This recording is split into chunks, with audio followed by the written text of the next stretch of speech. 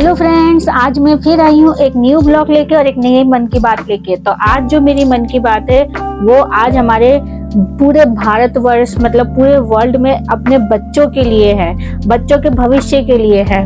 बच्चे बहुत ही टेंशन में हैं आजकल की पूरे साल भर तो पढ़ाई करी नहीं है, अब वो लोग पढ़ाई कैसे करेंगे, अब वो एग्जाम को देंगे कैसे, एग्जाम करते वक्त वो सब कुछ भूल जाएंगे, जो वो पढ़े हैं वो भूल जाएंगे।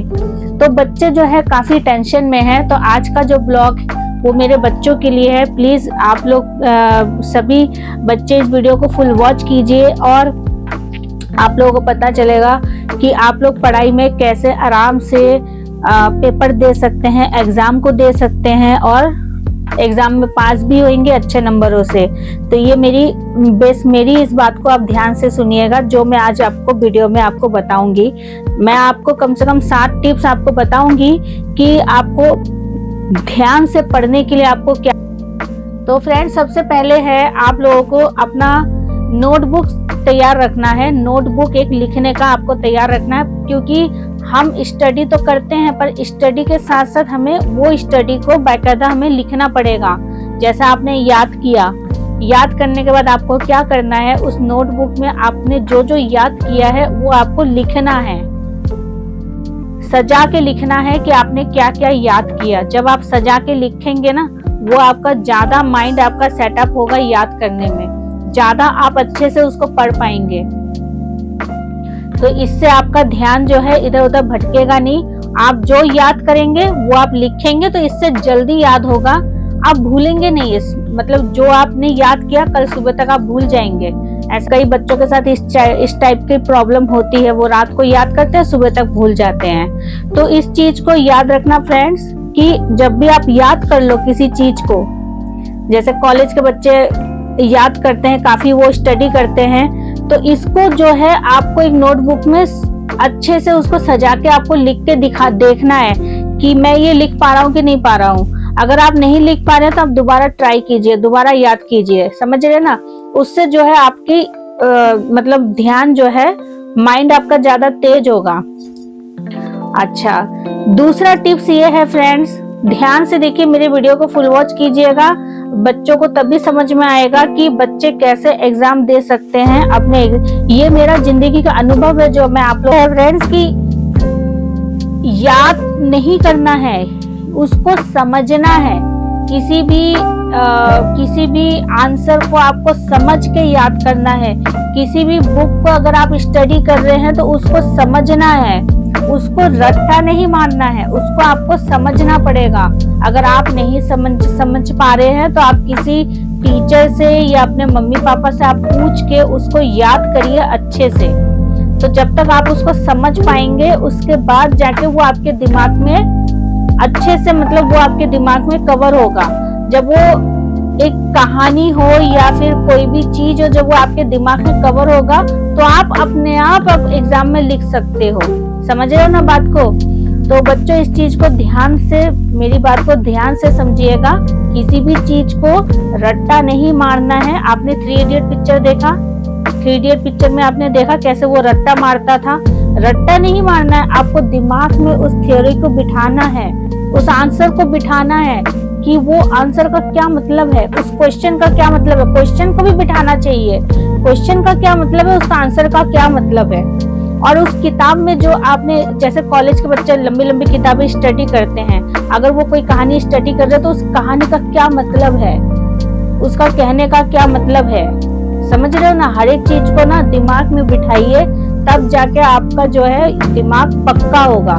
तो इस तरह से आप जल्दी जल्दी अपने पढ़ाई को कवर कर। और तीसरा स्टेप ये है फ्रेंड्स कि आप अपने पढ़ाई को एक टाइम रखिए, पढ़ाई करने का एक टाइम रखिए। अगर आपने खेलने कूदने का टाइम रखा है, खाना खाने का टाइम रखा है, नहाने का टाइम रखा है, तो एक पढ़ाई करने का भी निश्चित एक समय को आप बांध लीजिए। जैसे आपने समय बांध लिया कि मुझे रात के 9 बजे से रात के 2 बजे तक मुझे पढ़ाई करना है, तो ये टाइम इधर से उधर नहीं होना चाहिए। 9 का 9:30 नहीं होना चाहिए। अगर आपको शाम के 7 बजे बैठना तो शाम के 7 बजे से रात के 9 नहीं होना चाहिए।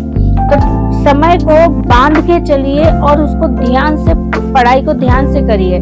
समझ रहे ना बात को। तो समय को बांध के चलिए, समय आप अपने हिसाब से करिए, अपने टाइम के शेड्यूल के हिसाब से करिए।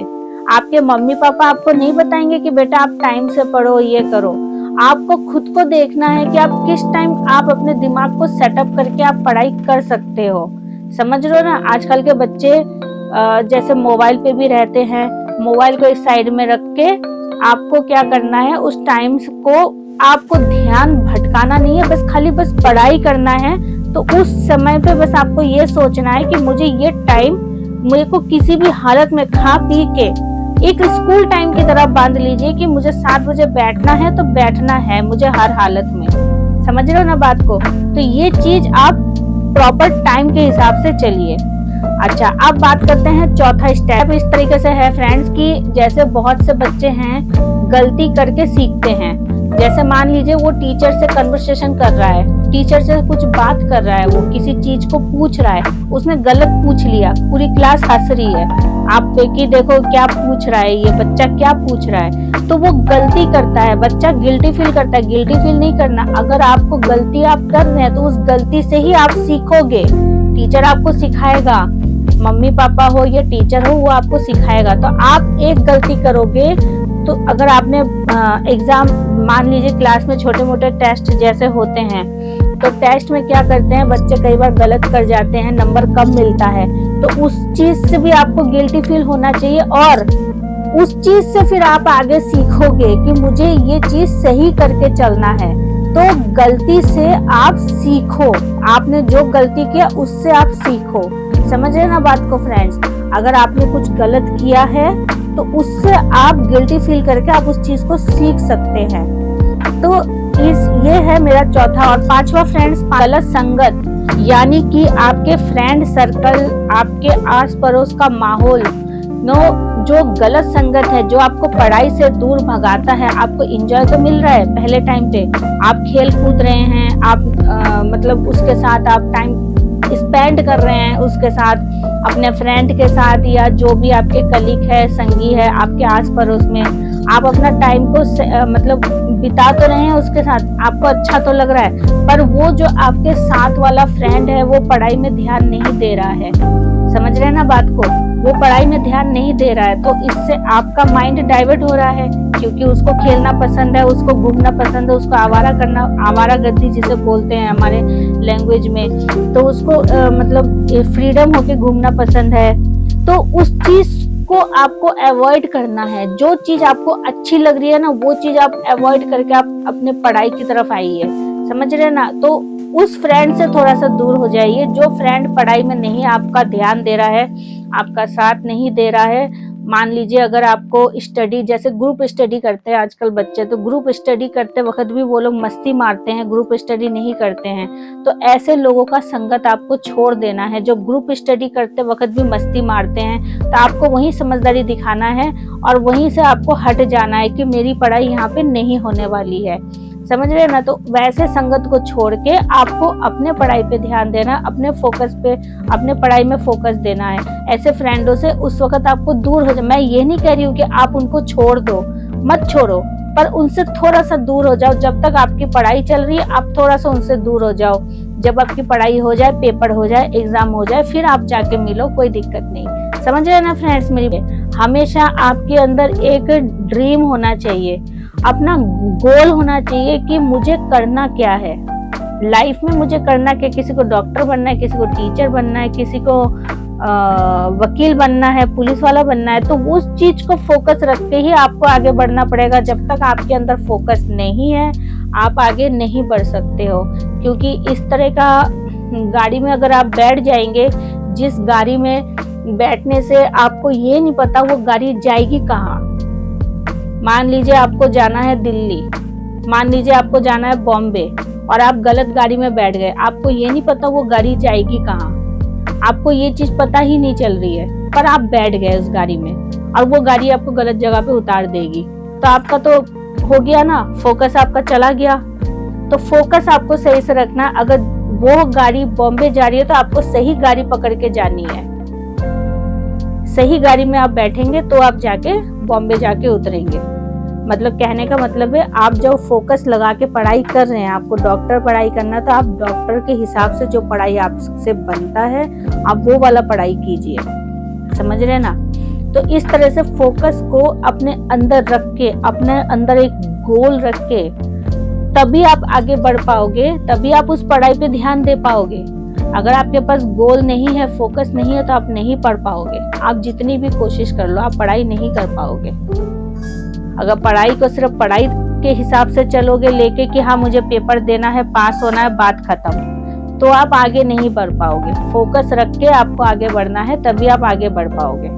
समझ रहे ना फ्रेंड्स। मेरी बात को ध्यान से सुनिएगा, ये वाला बहुत इंपॉर्टेंट लाइन है। नेक्स्ट लाइन है फ्रेंड्स, अकेलापन। सबसे आखिरी और सबसे लास्ट लाइन है आज मेरी ये। इसमें आपको क्या करना है फ्रेंड्स, जैसे मान लीजिए आपका पेपर एग्जाम बिल्कुल सामने आ चुका है, ठीक है, आपने पूरे साल भर क्या पढ़ाई किया नहीं किया आपको खुद को नहीं पता। तो इस टाइम पे आपको क्या करना है फ्रेंड्स, अकेलेपन में रहना है। अकेलेपन मतलब ये नहीं कि मैं ये नहीं कह रही कि माँ बाप को छोड़ के जाना है, घर पे ही रहना है, पर अकेले रहना है और पढ़ाई पे ध्यान देना है। सुबह से लेकर शाम तक पढ़ाई पे ध्यान देना है, टाइम टेबल के हिसाब से, और अपने पढ़ाई पे ही अपने फोकस देना है। जितना ज्यादा से ज्यादा टाइम स्पेंड आप पढ़ाई में करेंगे, उस टाइम वही पढ़ाई में ही अकेलापन आपको बिता देना है।